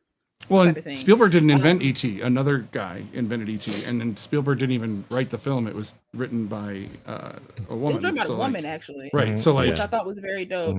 yeah. So like, they're like Spielberg Yeah. just took what everybody else had and was like, I'm gonna make this, and that's what he's really good Yeah. at. So I don't know. If I was gonna sue somebody, it'd be the guy that created E.T. And even then, I don't think it would stick. So Yeah. Right. Yeah. Not at all. But the film's concept comes from Spielberg, though, a little bit. Like the Yeah, concept yeah. of it, a little bit comes from Spielberg.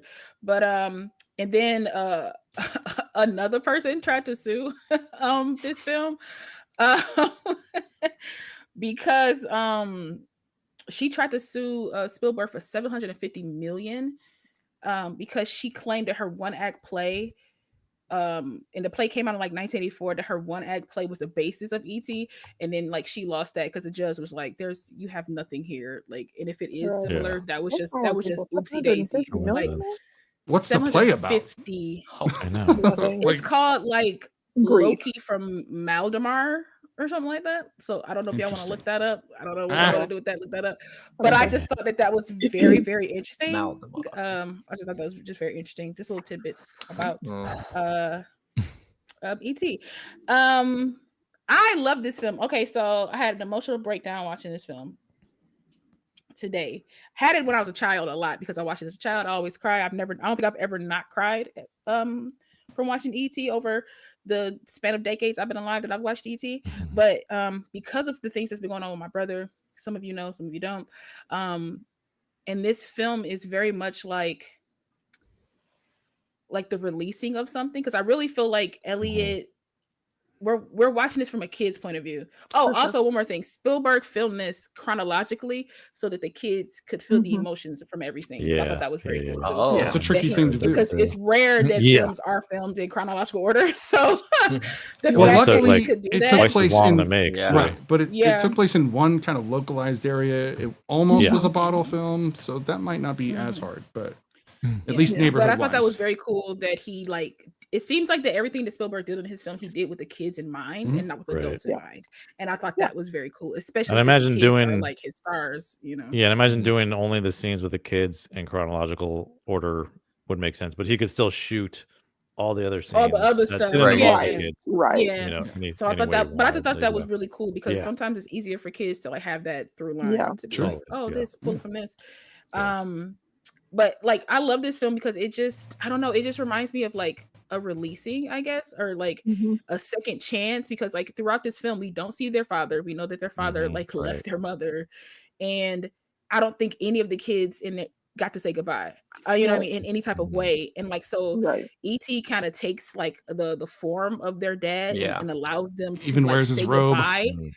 Yeah. You know, he does. And like, he drinks the beer and he like watches TV and like he gets scared and throws up at the TV like somebody would if they're angry. So like, he kind of takes like the guise of like their dad and to be able to finally have something that they like love and to like let it go. And that's essentially where I'm at with like my brother. Is like I love him, but I have to like let him go in a sense. And so like this film like wrecked me and like in ways that like I don't think it really did when I was a kid, because it just hits a little bit different now. I thought every kid was amazing in this film. Another thing too, the scene where I just keep remembering stuff. The scene where Elliot introduces E.T. to his siblings when the brother gets scared and he falls into the bookcase. He didn't know the bookcase is going to fall. So he was supposed to get scared, but when the bookcase fell, like that extra emotion that he had came from the bookcase. He talks about that on the Drew Barrymore show too. That was a good little, because she had like a reunion, like an ET reunion. So I was like, go look that up on. She has some really worth watching. No, she really does. I love Drew Barrymore. Like she has some really good segments. But the ET one was just so nostalgic, and they talk about a lot of stuff about on set and stuff. So I think y'all would enjoy that. To go watch that. I don't know, man. This film has so much nostalgia for me, but like watching it now, it breathed new light into it because of things that has been going on in my life. I thought every kid was amazing. Drew Barrymore is just a precious. She's precious. And I'm so happy that she got out of all that darkness that she was in to be such a light of a person, because she brings so much light on screen that whenever Gertie was on screen, it was just so great. Like I love her little line where like she has E.T. in the closet, and then Elliot like pushes her out the way, and he opens it up, and E.T. is just kind of like there in drag a little bit with the wig and everything, the rings on and everything, just looking great. And then he's like, Elliot, and then Gertie's like, oh yeah, he talks now. I taught him how to talk. Like, she's just so it's such a good line. She's so young and so cute, and so like it's so real, because she even said in her show that she felt like it was real. You know, she felt like Steven was her dad and like those was her brothers, that was her mom. So she felt very comfortable to kind of like just be free in what she did. So I thought that was great. The NASA suits cracked me up. I didn't pay attention to that as a kid because I didn't understand any of that as a kid, but I was like, maybe at this time y'all didn't have suits that y'all thought would protect you against an alien from. That's why you wore the suits. So like my brain was trying to wrap it like, astronaut suits. They were coming from everywhere too. I was like, you feel me? Like it turned into a horror movie towards the end. Like what what did the neighbors think is all I keep you feel me? What's going on? What is happening? I was like, okay. One of my favorite aspects of this film is the telepathic, or like not even telepathic, it's like empathetic connection, like the between Elliot and E.T. And I think it's great. His name is Elliot. E.T. Elliot. I was like, not y'all being the same person. I was like, this is so great. They don't give their last names. I'm hoping it's like Thomas or something, right? So it's Elliot Thomas. Like, I would hope they don't say it, but that actor. But I'm just like, I just thought it was this like their symbiosis in a way. It's like it was such a beautiful story. It's such a beautiful connection. It's such a like, because you really don't know what type of alien E.T. is, but you know, I know what kind of alien it has something to do with. Oh, I love it. I love it. What kind of alien is he? Tell me. He's a fungus. Tell me. Interesting. And he's about 10,000 years old when we see him. I mean, there's like vegetation all around. Like there's like vegetation all around. They're like, botanists ship and stuff like that. So like there was a book adaptation of the movie. Yeah. And the book goes into much more detail and goes into the fact that they are a fungus. They are from the Star Wars galaxy, if you want to retcon and look at episode 1 and 2. And so you even see him like with Yoda, he doesn't see any other creatures and say home, but with Yoda he runs up home. So there's like this automatic kind of connection between the two. But since he's a 6 DNA based pair creature, I'm assuming that's what made him sick on Earth. So that means that even Han Solo couldn't come to Earth. So let's just put that out there. Yeah. Interesting. But I know I just love it so much. I thought it was great. It's shot beautifully. The music's beautiful. Everything about it is just great. I don't think there's anything wrong with it. Like but I will say the cops bringing out a shotgun for kids on a bike. So wild. My wife said the same thing, and I kind of want to defend that because we didn't bring up the dark side of ET, which was the remake when they did the CGI bullshit where they added in the extra scene in the bathroom and like him swimming. And I'm glad you guys didn't watch that. Yeah, don't. I'm glad I own the regular version and that's the one you watched because this other one they digitized him in the beginning, so you see his face. They digitize him in other moments, and like it doesn't fit because it's like early 2000s digitizing. It's because Lucas was in his ear. Like, come on, man. I was gonna bring up that kind of like thought experiment, if you will, for Jaws. Like, what would you guys think if they did like a special edition of Jaws? The way Lucas did with the first trilogy. That's what this ET was a special edition ET. Special edition, and it sucks away the joy in some instances. In that version, the cops have walkie-talkies and their hands were emptied digitally. So there's no gun, but their hands are standing there. But they still look, but they're in the I remember that. Right. Honestly, I remember that. Now that you say that, I remember that. Yeah. So for me, the guns are very important because they're government, right? Government guns. Yeah. Kids should be scared of guns, but these kids are so single-minded, they don't give a crap that these guys have guns. So it shows almost their heroism like lifted to another level. Right. They're willing to go against the government. Kids. And it's hilarious because on the side of all the cars it says United States government. It doesn't say like FBI or any it's just this generic government. Yeah, no branch of government. What's interesting as an adult to me is that I don't think they're wrong. Like we're meant to, as kids, obviously, from our perspective, to be like, oh my God, the government. But they're not. They're trying. This thing could have so many diseases, bacteria. There's so many things this thing could have that we wouldn't know, and it's just running wild. It would be the responsible thing to at least find out. And when they are talking to the kids, they're interested. They don't seem like they're pressuring them like in an interrogation room. They're like, so what do you mean it's telepathic? What do you mean? They're more questioning. This all ties to the character. They lost all power when they were listening in on people in their house in the middle of the night. So I don't. How are you going to find out what house it's in? I understand there's implications on both sides. There are some liberties you don't take. If this alien carries a virus that would kill everybody on Earth, I think I wouldn't care that I was spied on to protect me from it. That's just me. I'm just saying. I feel like maybe you're thinking that as an adult person. Again, you're right. From the kid's perspective in this film, they are the bad guy. They are the antagonist. What I think is interesting is the Keys character. And that is his name in the movie, which is great. And it's because all you see is keys from him until he finally reveals himself. And he is Elliot, but grown up, right? He's just Elliot that would have loved to have experienced this as a child. I thought about that. And he doesn't wish this harm. The government entities do, but he doesn't. And I really like the Keys character. By the way, fun fact, the reason I call cell phone wallet Keys is this movie right here. That's why I call him Keys. Yep. Just because.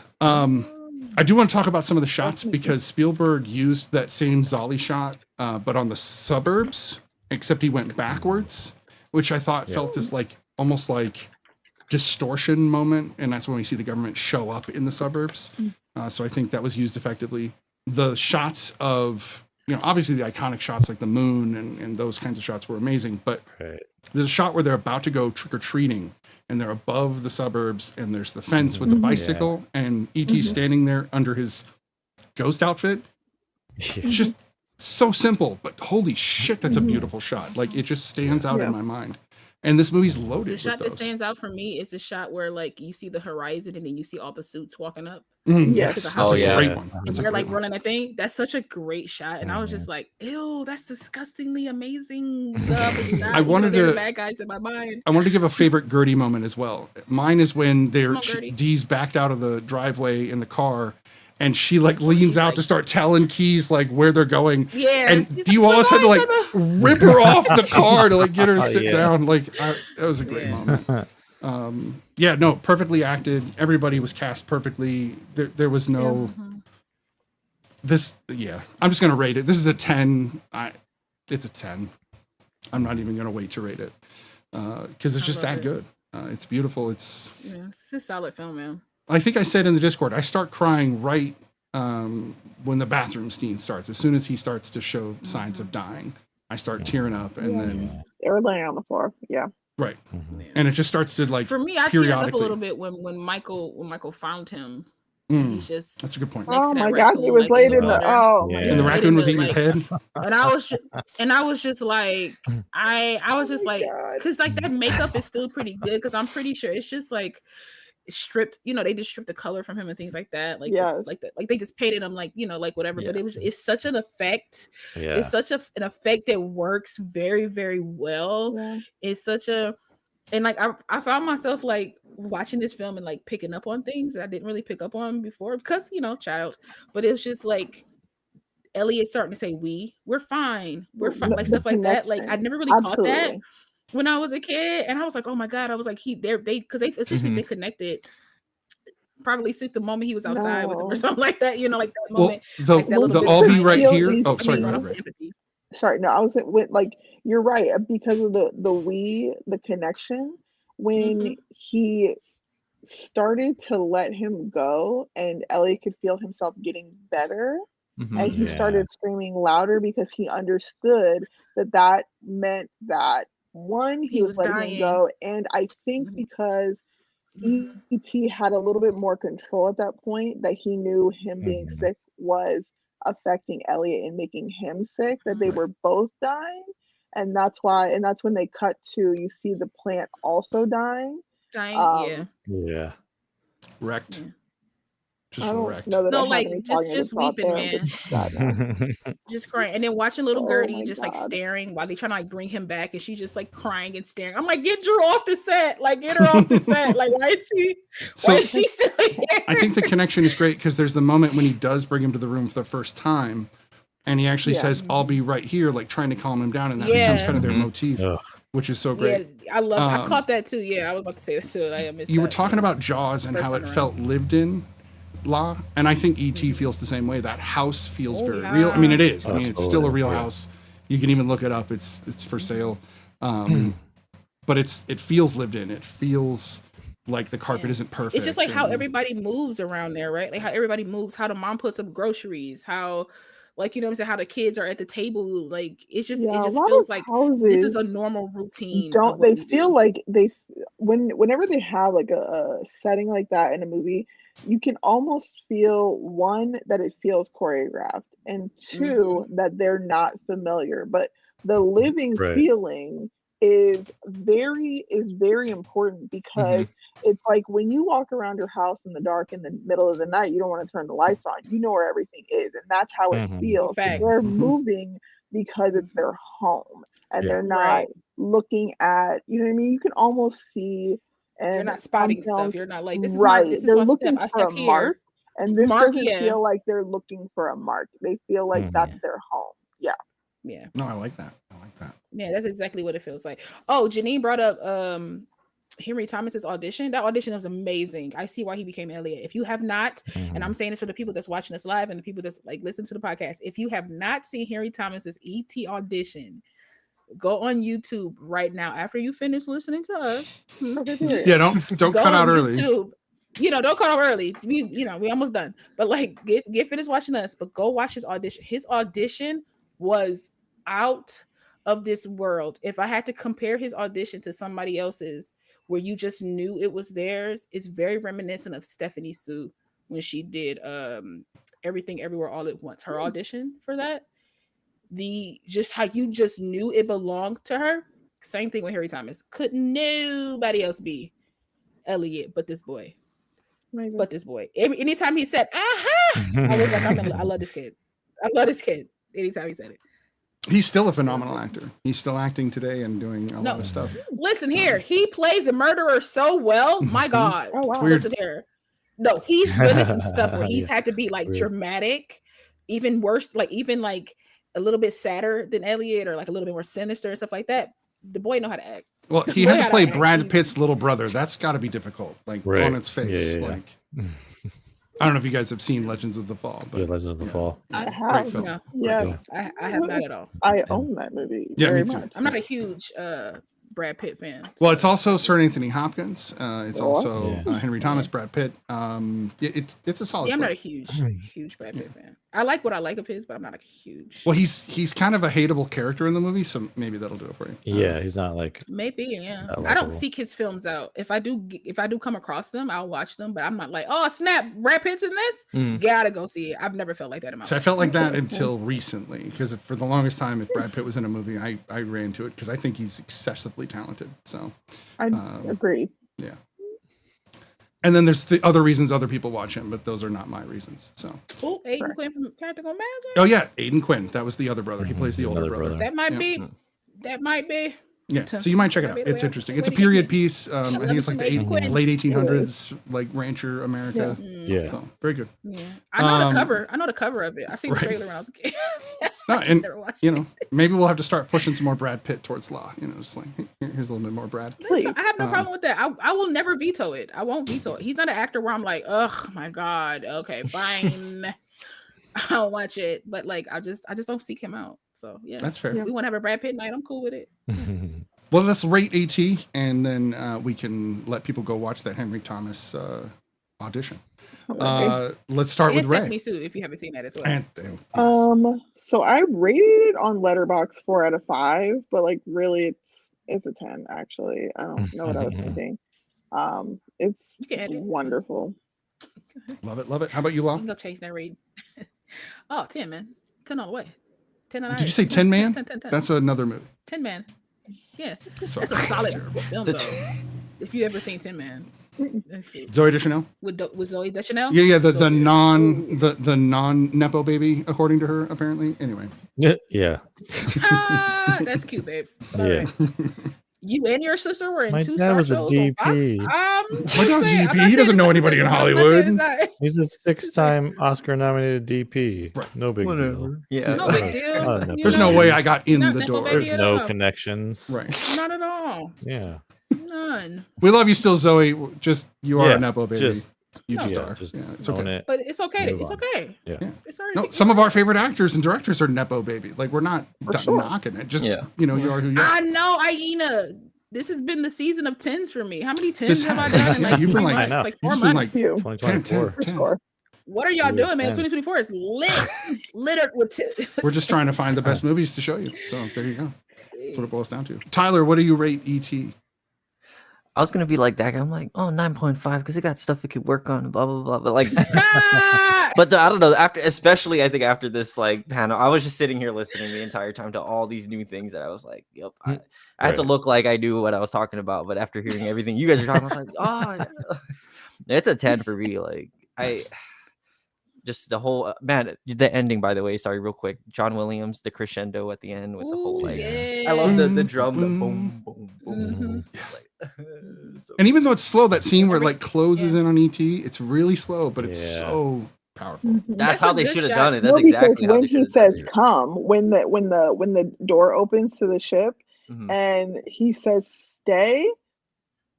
Oh yeah, it's over. It's curtains for me. It's curtains. Don't mind me. Curtains. I'm melting into my fingers? chair right now. Like it's curtains when that happened. I will say this though. One of my favorite scenes. It's a subtle scene. It's my favorite scene. It's when Michael comes to touch ET and ET recoils. Yes. I feel like it's because he still has Elliot's like feelings. And his brother was never like nice to him. Like his brother was always mean to him and stuff like that. So I just felt like he still had some of that temperament. Because I know Gertie said that she like I taught him how to speak. I still feel like Elliot taught him how to speak a little bit too. Yeah. Because TV taught him how to speak. TV, right? No. TV did, but I still feel like there's a connection. Their connection helped him understand some stuff a little quicker than it would, any other way. I just feel like that connection worked that well. We're not being fair. How long was he playing with that speaking spell before he got to him? The speaking spell taught him how to speak. I was gonna he even talks like one. Elliot. Yeah, exactly. Yeah. I'm still saying Elliot had some. No, I'm not saying he didn't. Because of their connection. But I will give the speaking spell some play though. The speaking spell was there. It deserves. I'm not even gonna knock that. The speaking spell was there, man. How about you, Brian? What do you think of ET? It's a 10. Yeah, it's. I mean, woohoo! There was no reason to make a special edition. No. How do you make a 10? They made a 10 a 7. That's what pisses me off. Yeah, exactly. I know. They really remove these shotguns. Hey, at least they didn't do it on the original copy of the film. Right. And we could never. We still have Oh this. my god. Lucas didn't either. To be fair, like people have said that. Right. He didn't. He just didn't want to release it. But now Disney owns it. But yeah, right. I don't know if you can tell, but right there are the DVDs completely uncut of Star Wars. Yeah. So they do exist. Yeah. It doesn't even say. It doesn't even say A New Hope. It just says Star Wars. Spielberg is her Which is godfather. great. Spielberg is her godfather. Oh, that's awesome. Yeah. So would you guys say that Spielberg, I mean, because this is an evening with Spielberg, would you guys say that he is the director of the 1970s, 80s, 90s generation? Like the guy? I mean, he had a lot of great movies. Yeah, Yeah. he did. Yeah. He did. So I would say, yeah, that wouldn't be I a think bad he's like one of title the to give to him. one of the kings of the blockbuster. Mhm. You know, Mhm. for Yeah. sure. Like He doesn't like small films. That's for sure. no, yeah, like I wouldn't know what he would do with a small film Statement if he pieces. had I think one. if he made a smaller I'm film, sure the it purpose would would be still good, slice my but- jugular. Like that's No, Like- for sure. relax. No, It's for a sure. one Yeah. room masterpiece. It's just filmed in Right. one No, for room. sure. You know. I'm like, okay, chill. Like, Right. It's a much. It's a bit much. Yeah, no. Did anybody catch Francis Ford Coppola in E.T.? I don't think so. No. No. Yeah, he was one of the scientists in that scene. Oh wow. Mm, He's the guy with the beard. that's cool. I wasn't looking at any of the scientists. I was looking at the child know, yeah, dying yeah. on the table. I'm But sorry, that- No like, facts. No. Screw these scientists, bro. one Like, damn passing away. Right? No, I know. That's fair. I'm Yeah. crying. But it's something about the That's Scorsese, crazy. Coppola, Lucas, Spielberg, Zemeckis. Mhm. I think there's more, but those are like the bulk. It's like all these guys came out of one school at the same time, and Mhm. all of them exploded. And I think it's because they worked together to like always improve their work. I think it's, or they'd be on set with each other, or they'd compete. Like when E.T. outdid Star Wars at the theater, it would not that it outdid it long term, but it outdid it like Yeah. as the Right. summer came on.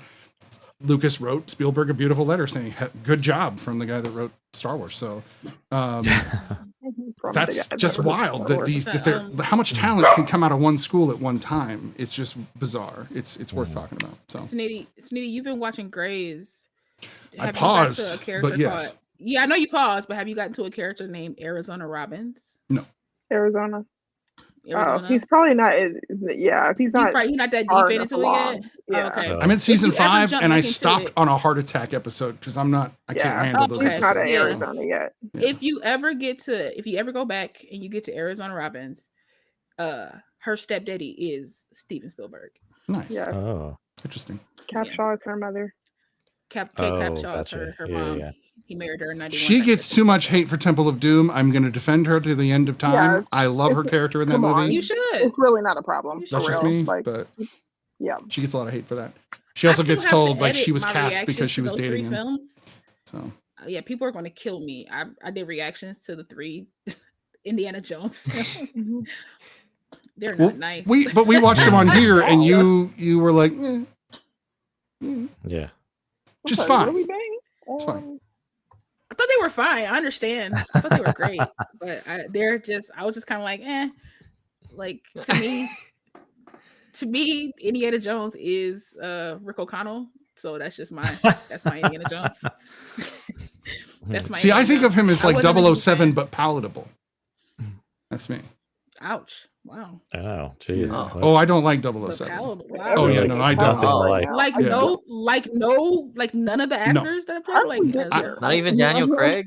I don't like 007 from beginning to end. sorry. There's I not a thought you single liked- one of them I like. Wow. When you're talking I thought you about liked any movies. James Bond I love film movies. ever, you I don't. That's yeah, what he's saying. don't. He said I any do not James like Bond James film. Bond I can films. understand maybe a As few a of rule. them. James Bond over it's the last Wow. 75 years. What you Yeah. mean you don't find You didn't one like the that part you where Pierce Brosnan surfed that one wave? Like, Yeah. that's It's not- the snow- same the movie snowboard made scene? 27 Like, favorite. times, and that's fine. It's great for the people that like it, but it's That not shows my bag. that means you've never watched a James Bond film. I've seen so many of them. I just don't From like Russia them. with Love? I really don't. They're Oh. they're okay. They're Yes, whatever. Aina. Wow. Aina said so. Next time on the Real Study, all James Bond films. All of them. Veto. You only get one I can only veto one of the 27. Shit, I'm You screwed. can't veto all 27 of the films. I'm sorry. That's no. No, that's You facts. gotta have a That's limit of facts. these vetoes. Even though we really don't have like veto rules, like that might be the It's first true, one. we in existence, don't. where, Yeah, like, yeah, can't veto a whole collection. Actually, of films. okay. Be So like, I was told that if I was going to watch James Bond, that I should, because I've seen a bunch of them, but I've never liked them, so I stopped caring, and so I didn't watch anything past Brosnan. And then people were like, "Oh my God, you got to watch these Daniel Craig ones," and so I did because somebody told me to, and I still found myself extremely bored, like this beyond is bored. a really long already. discussion Yeah. about what exactly it is that you don't like. I don't know we have time for that now, but honestly, we can get to Right. the bottom of it. let's. I know you're Remember the Man listening. of I know Steel you're hearing conversation we had? pieces. I Yes. think we should This is have. worse? I think there should be some. Yeah, I think there should be some episodes. I of respect the it. Reel Study where we get into conversations like this for 2 hours. Like No, and I agree. So we'll have to find something that we I each feel are like there should be like some episodes. about. I mean, James Bond, Iron Man. You know what I mean? Like those two alone. Like that's. You mean that's Man not of Steel? fair. I'm just saying. Because I love Iron Man. And Man, that's 3. And No, Man I of love Steel. Iron Man. No, No, was it's just- it? No, what did you? But didn't you fight me on Iron Man being like a hero or not? No. Didn't Okay, you so talk like about that? I think Iron Man. Fuck I think that. Tony Stark did good things, but was never actually a hero. But that's a whole nother debate That's we've my already point. had. So Yes, that. But yeah, but you guys we can go barely catch had that it on live. previous episodes of a whole nother show that we did before the Reel Study. Yeah. Where we went through Yeah, all we the need to bring it episodes, back. or we watched every single movie with Tony Stark in it through the MCU, and we discussed how he kind of ebbed and flowed as a hero. And you will see at the in end that I Snippy's admitted eyes. by In by the Snippy's eyes. rules of the films, Yes. he's a hero, but I still don't. Snippy's think eyes. he's a Oh, hero. right. Yeah. He is a hero. Yes, I can't remember. But yes, Man of Steel and James Bond, because we can have those conversations. Because I will Alright. die on the Man of Steel hill. Do you understand me? As a Superman fan, I as a will Superman will have to person, kick- body away. Superman will have to about save that? you on that hill. That's what he'll have to do. So, because I'm not as he gonna does. bend. I'm not gonna bend. Not on those Me movies. neither. That's why I'm loving it. I Not do even too. Skyfall, like I don't know. Skyfall, like I hear the whole, like, song Roger right Deakins, now. bro, like, the whole- Skyfall. Like I, Crying. Not Adele, bro. Not, that's all I that's hear. fine, but like that's all not I just think that about. part. Like I know, like I don't know. cinematography. And I'm not saying they're not well-made films. I'm not trying to See, Smitty knock can't the even- films. I'm saying I don't like them. It's much like what Ray just said. I understand the cultural significance. I understand why people like them. I understand all of these things. Still don't like them. So like I don't know how to like bend past that. I don't know. I will try if you Even guys want to Betsy like. said canceled. No, she's So, she's laughing because you even- guys are canceling me. She's not. She doesn't like James Bond either. So yeah. No, I'm just saying she's saying cancel. I'm just saying like nah, and he's man. like Definitely canceled. I'm just- So what- so since we're here and we're gonna go another minute on this, what films are like that for you guys that you just are like, I really don't care for this line of whatever. Like it doesn't have to be top tier. It can be B movie crap. A whole entire franchise? though? Even just a film. I know that like we've talked about Green Knight and there's some artistic films that we've talked about that some people don't like. I mean, the Green Knight for me for sure, but I don't really think I have a film that like I think the Green Knight for me was was excellent, right? Yeah. Was a fluke. It was like a weird fluke because I've never not liked something. You know what I mean? I I've can never go been with- in Right. like so. I know it's probably Yeah. I'm gonna catch us straight here. Maybe all of the bullets. But for me, because of what we've reviewed on here, I would say A24 as a company, because I think that we've done myself like as a reviewer like 4 or 5 films, I think. Mhm. And none of them worked for me. Interesting. I think Lady Bird is I get the that. only one that I appreciated. I liked the make of that movie, but that was, I think that was Greta too, right? Yep. Mhm. Yeah, so I think that was the Greta of it and not the Mhm. A24 of it. Right. That I would see, be yeah, I see what you're my saying. Roman Empire. All right. Interesting. I don't know. I don't Everything think I Everywhere? have one. I'll really think about this stuff. Phenomenal. Mm. Everywhere, everything, everywhere. 20 out of 10. Yeah.